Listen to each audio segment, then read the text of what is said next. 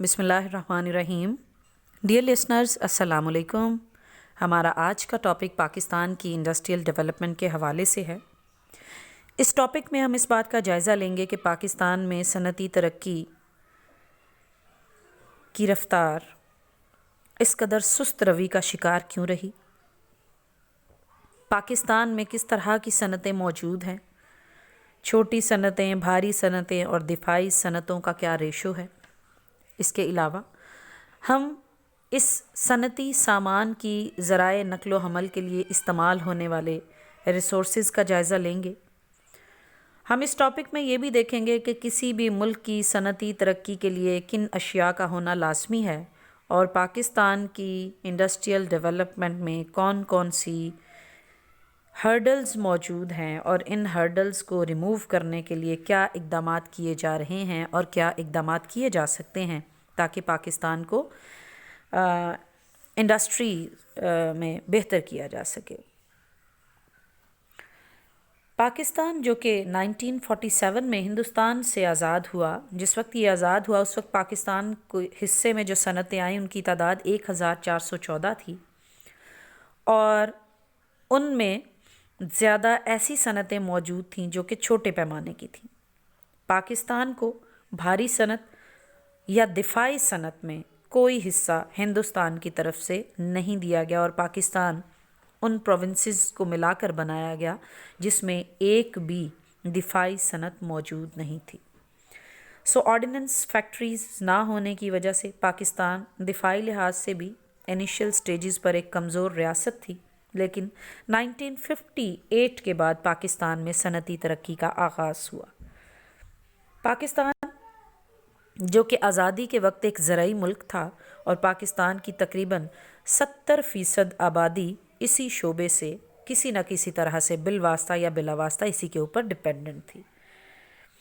ज़राअत जहाँ हमें खाने की अशिया और ख़ाम माल हमारी सनतों को फ़राहम करती है, वहीं पर ये हमारी सनतों के लिए लाज़िम व मलज़ूम होने के साथ साथ इन सनतों में लोगों को रोज़गार फ़राहम करने का भी ज़रिया है। हाथ से बनी हुई चीज़ें दस्ती सनत या दस्तकारी के ज़ुमरे में आती हैं। दस्तकारी की सनत अमूमन दही इलाकों में या छोटे कस्बों में मौजूद होती हैं। छोटी सनत में लकड़ी और लोहे का काम, सोने और चांदी का काम, हाथ से बुने हुए कालीन और चटाइयाँ, पत्तों और बैद से बनी हुई मुख्तलिफ़ रोज़मर्रा की अशिया का काम, पत्थर और मिट्टी के बर्तन बनाना और कपड़ों के ऊपर कढ़ाई या कशीदाकारी का काम वग़ैरह जो है ये छोटी सनतों के ज़ुमरे में आता है। अब हम देखते हैं कि पाकिस्तान में छोटी सनत को फ़रोग़ देने के लिए क्या इक़दामात किए जा रहे हैं या फिर पाकिस्तान में छोटी सनतें किस तरह की है। तो सबसे पहले हम देखते हैं कि एक्चुअली स्मॉल इंडस्ट्री या छोटी सनत होती क्या है। पाकिस्तान में छोटी सनत वो होती है जो 2 या फिर 4, 8, 10 मज़दूरों को मुलाजिम रखकर बाज़ार में बेची जाने वाली मुख्तलिफ़ अशिया तैयार की जाती हैं। ऐसी इंडस्ट्री को, ऐसी सनत को हम स्मॉल इंडस्ट्री या छोटी सनत का नाम देते हैं। मुल्क के सनती शोबे में सबसे ज़्यादा लोग छोटे पैमाने की सनत से मुंसलिक हैं क्योंकि उसके ऊपर सरमायाकारी कम होती है। आप एक छोटे से सेटअप में इस काम का आगाज़ कर सकते हैं। छोटी मशीनें लगाकर, जैसे कटलरी का सामान और दूसरी अशिया वगैरह शामिल हैं, वो आप आसानी से तैयार कर सकते हैं। यही वजह है कि पाकिस्तान के मुख्तलिफ़ शहरों में छोटी सनतों को फ़रोग़ दिया जा रहा है और पाकिस्तान की मईशत में स्मॉल इंडस्ट्रीज़ या छोटी सनतों का बहुत बड़ा हाथ है। पाकिस्तान में मौजूद छोटी सनतों का अगर जायज़ा लिया जाए तो पाकिस्तान में छोटी सनतों में मुर्गी खाना, डेयरी फार्म की सनत, शहद बनाने की सनत, कालीन साजी, बर्तन बनाने की सनतें, खेलों का सामान, पंखे बनाने की, اور بجلی کی موٹر بنانے کی صنعتیں وغیرہ جو ہیں یہ چھوٹی صنعتوں کے زمرے میں آتی ہیں۔ ضرورت اس بات کی ہے کہ پاکستان میں چھوٹی صنعتوں کے لیے قرضہ جات کی فراہمی حکومت پاکستان یقینی بنائے تاکہ اسمال انڈسٹریز کے ذریعے پاکستان کی معیشت اور روزگار کے مواقع پیدا کرنے میں مدد دی جا سکے۔ دوسرے نمبر پر پاکستان کی بھاری صنعت آتی ہے، اور بڑے پیمانے کی صنعت کو ہم بھاری صنعت کا نام دیتے ہیں۔ اس انڈسٹری میں پیٹرولیم اور پیٹرولیم کی اشیاء پیدا کرنے والی صنعتیں موجود ہیں، آٹو موبائل انڈسٹری، اس کے علاوہ سیمنٹ بنانے کے کارخانے، کھاد بنانے کے کارخانے، ٹائر اور ٹیوب بنانے کی صنعتیں، کاسمیٹکس کا سامان، چمڑے کی صنعت، refrigerator, T V, L C D, air conditioner وغیرہ کی صنعتیں، چینی کی صنعت اور کوکنگ آئل اور گھی وغیرہ بنانے کی صنعتیں شامل ہیں۔ یہ تمام کی تمام صنعتیں پاکستان کی ہیوی انڈسٹری یا بھاری صنعتوں میں آتی ہیں، اور پاکستان میں بھاری صنعتوں کے قیام کی شدید ضرورت ہے تاکہ پاکستان کی معیشت کو بہتر کیا جا سکے اور پاکستان ان تمام اشیاء کی پیداوار میں انڈیپینڈنٹ ہو سکے۔ پاکستان کی تیسری کیٹیگری جو انڈسٹریز میں آتی ہے وہ دفاعی صنعت کہلاتی ہے۔ اسلحہ اور اس سے متعلق دوسری عسکری چیزیں تیار کرنے والی صنعت کو دفاعی صنعت کہا جاتا ہے، یعنی تمام ایسی اشیاء جو کہ آرمڈ فورسز کے لیے تیار کی جاتی ہیں انہیں دفاعی صنعت کا نام دیا جاتا ہے۔ اس میں ٹیکسلا انجینئرنگ ورکس میں میزائل وغیرہ تیار کیے جاتے ہیں، یہ پاکستان کی دفاعی صنعتوں میں سے ایک ہے، جبکہ دوسری کہوٹا ریسرچ لیبارٹریز جہاں ہمارا نیوکلیئر پروگرام جاری ہے۔ کہوٹا ریسرچ لیبارٹری کو 31 جولائی 1976 میں قائم کیا گیا اور اس کی منظوری ذوالفقار علی بھٹو نے 1975 میں دی۔ 1975 کے بعد جب یہ فنکشنل ہوئی اور ڈاکٹر عبدالقدیر خان نے نیدرلینڈ سے واپسی پر اس میں اپنے ریسرچ کا آغاز کیا تو اس کو بعد میں خان ریسرچ لیبارٹری کا نام دیا گیا، جو کہ 1981 میں دیا گیا۔ یہ پاکستان کے نیوکلیئر پروگرام پر کام کرتی ہے۔ اس کے علاوہ فوجی فاؤنڈیشن ایک اور ادارہ ہے جو کہ پاکستان کی دفاعی صنعتوں میں آتا ہے۔ اس میں فوج سے ریٹائر لوگ جو ہیں وہ زیادہ تر کام کرتے ہیں۔ فوجی فاؤنڈیشن کے تحت پاکستان میں مختلف fertilizers, cement, power generation, L P G, food اور گیس ایکسپلوریشن کے جو صنعتیں وغیرہ جو ہیں وہ کام کر رہی ہیں۔ ذرائع نقل و حمل کی بات کی جائے تو کسی بھی ملک کی ایڈوانسمنٹ کے لیے اور کسی بھی ملک کی ترقی کا انحصار وہاں کے ذرائع نقل و حمل پر ڈیپینڈنٹ ہے۔ ذرائع نقل و حمل میں ٹرینز آ جاتی ہیں، گاڑیاں آ جاتی ہیں، ایروپلین، شپس اور اس کے علاوہ بڑے بڑے آئل ٹینکر، لانچز وغیرہ شامل ہیں۔ یہ تمام ذرائع نقل و حمل کسی بھی ملک کی صنعتی ترقی میں بڑا اہم کردار ادا کرتے ہیں۔ اگر ٹرانسپورٹیشن کے ریسورسز فاسٹ ہوں گے تو آپ بہتر طریقے سے دوسرے ملکوں میں یا پھر اپنے ڈومیسٹک ٹریڈ کو یقینی بنا سکتے ہیں اور اس کی ڈیولپمنٹ کو یقینی بنا سکتے ہیں۔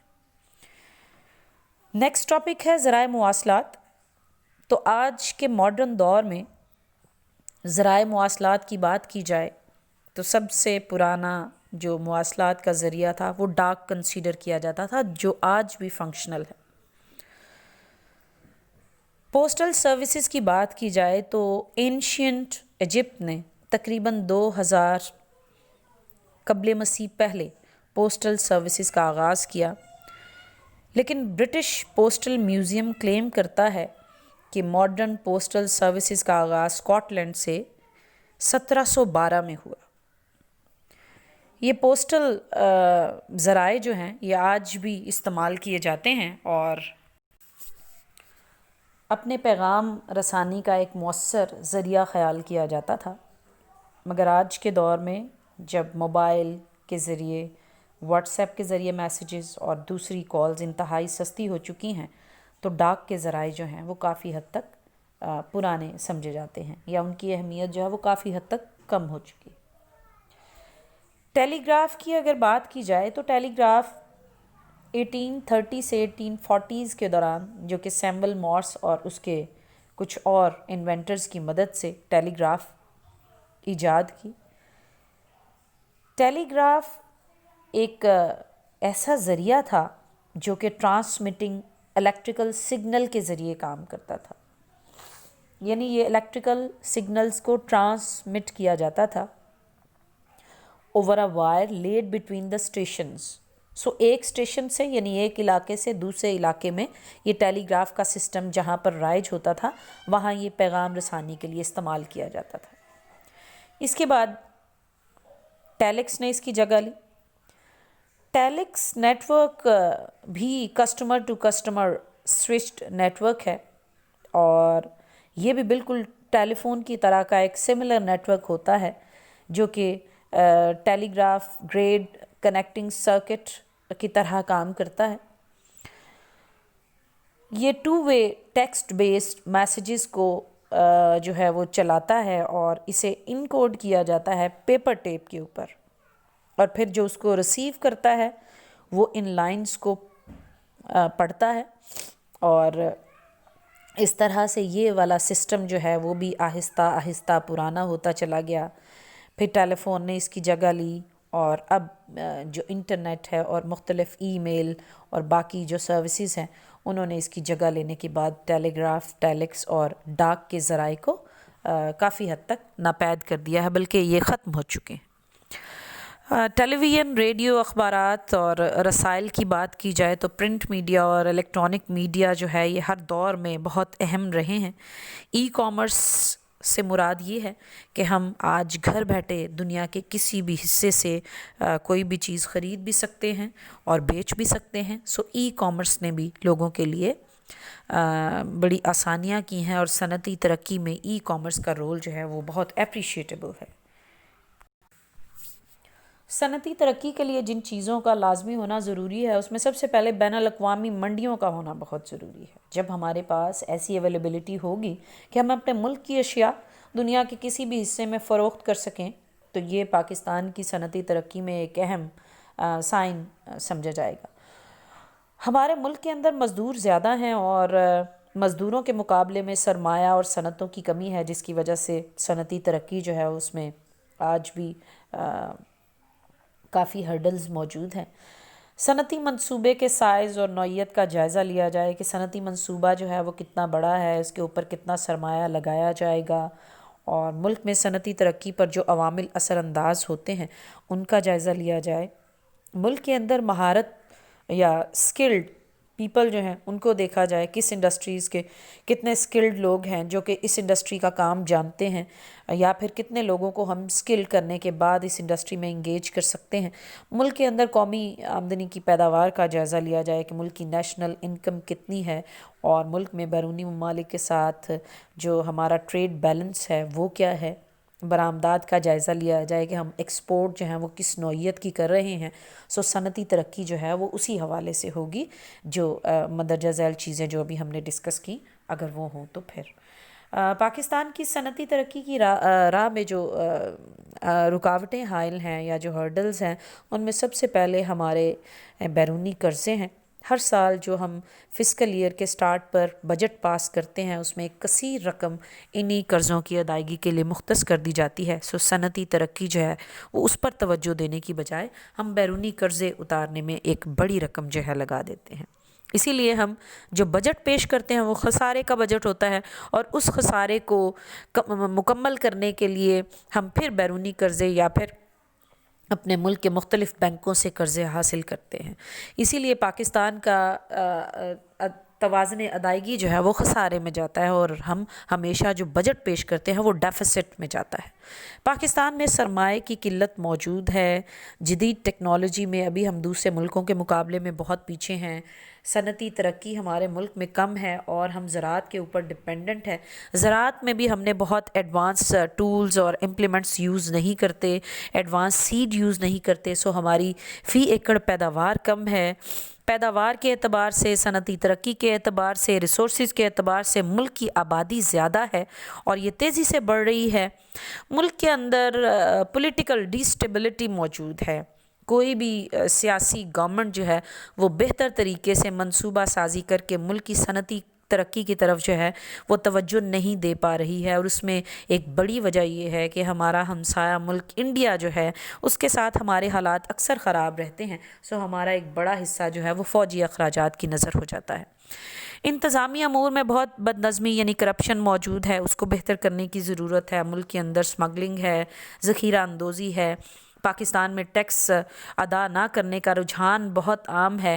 22 کروڑ عوام میں سے چند افراد ہیں جو ٹیکس ادا کر رہے ہیں. اس کے علاوہ بیرونی سرمایہ کاری پاکستان میں بہت کم ہو رہی ہے, اور اس کے پیچھے سب سے بڑی ریزن دہشت گردی ہے, جس کو پاکستان نے 2015 کے بعد کافی حد تک جو ہے وہ کم کیا. اور لیکن اس کے اثرات پوری دنیا میں موجود ہیں. پوری دنیا میں کسی نہ کسی حصے میں دہشت گردی کے اثرات یا پھر خوف موجود ہے, جس کی وجہ سے بین الاقوامی منڈیوں میں سرد بازاری کا رجحان موجود ہے, اور اس میں پچھلے سال ہونے والا کووڈ-19 جو ہے وہ بھی ایک بہت بڑی ریزن ہے, جس کی وجہ سے پوری دنیا میں جو معاشی نظام تھا وہ درہم برہم ہو گیا. ہمارے ملک میں خاص طور پر لوڈ شیڈنگ کا پرابلم جو ہے وہ بہت عام ہے. انرجی ریسورسز جو ہیں وہ بہت مہنگے ہیں.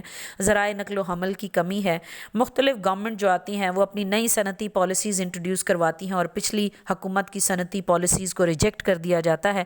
ہمارے مزدور نہ پڑھے لکھے ہیں نہ اسکلڈ ہیں, جس کی وجہ سے پیداواری طریقوں کو زیادہ بہتر طور پر نہیں جانتے. بہت سارے علاقوں میں آج بھی بجلی موجود نہیں ہے. پیداوار تو ہوتی ہے لیکن اس کے لیے بین الاقوامی منڈیاں اس طریقے سے موجود نہیں ہیں کہ جہاں پر ہم اپنا یہ سامان بہتر طریقے سے بیچ سکیں. پوری دنیا میں ٹیررزم کی وجہ سے اور کورونا کی وجہ سے, بدلتے ہوئے عالمی حالات کی وجہ سے صنعتی ترقی کے اوپر بہت بوجھ موجود ہے. پاکستان میں صنعتی ترقی بڑھانے کے لیے جو اقدامات کیے جا رہے ہیں, اس میں سب سے پہلے پیداواری لاگت کو کم کیا جائے, یعنی پیداوار کے اوپر جو اخراجات اٹھتے ہیں اس کو کم کیا جائے, اور اس کے لیے ہمیں بجلی کو سستا کرنے کی ضرورت ہے, اور بجلی کے ذرائع اور توانائی کے ذرائع کو بڑھانے کی ضرورت ہے. اپنے مزدوروں کو جو ہے وہ ایجوکیٹ کرنے کی اور اسکل دینے کی بہت زیادہ ضرورت ہے. ذرائع نقل و حمل کو بہتر کیا جائے تاکہ ٹرانسپورٹیشن سستی ہو, اسپیڈیلی ہو, بہتر طریقے سے جو ہے وہ اپنی ڈیسٹینیشن پر سامان جو ہے وہ پہنچے گا تو اس کا آؤٹ پٹ زیادہ اچھا ہوگا. اگر ہم اپنی صنعتی ترقی کو بہتر کرنا چاہتے ہیں تو اس کے لیے زراعت کو بہتر کرنا بہت ضروری ہے, کیونکہ کسی بھی ملک کی صنعتی ترقی میں زراعت ایک خام مال کی حیثیت رکھتی ہے. قدرتی وسائل کا اچھے طریقے سے استعمال کیا جائے, بینکاری کے نظام کو بہتر کیا جائے, ٹیکنالوجی میں موجود ہرڈلز کو کم کیا جائے, توانائی کے وسائل کو سستا کیا جائے, ملک کی آبادی پر قابو پانے کی کوشش کی جائے, دہشت گردی کی لعنت کو ختم کرنے کے لیے اور اقدامات کرنے کی ضرورت ہے.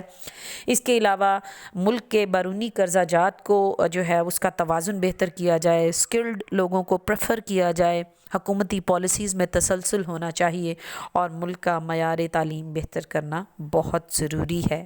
ہمارے سالانہ بجٹ میں تعلیم کے لیے جب تک ہم رقم بہتر طریقے سے مختص نہیں کریں گے, ہمارا لٹریسی ریٹ نہیں بڑھے گا, تب تک ہم صنعتی ترقی میں بہترین لوگوں کو انوالو نہیں کر سکتے. اگلی کلاس میں دوبارہ ملاقات ہوگی. اللہ حافظ.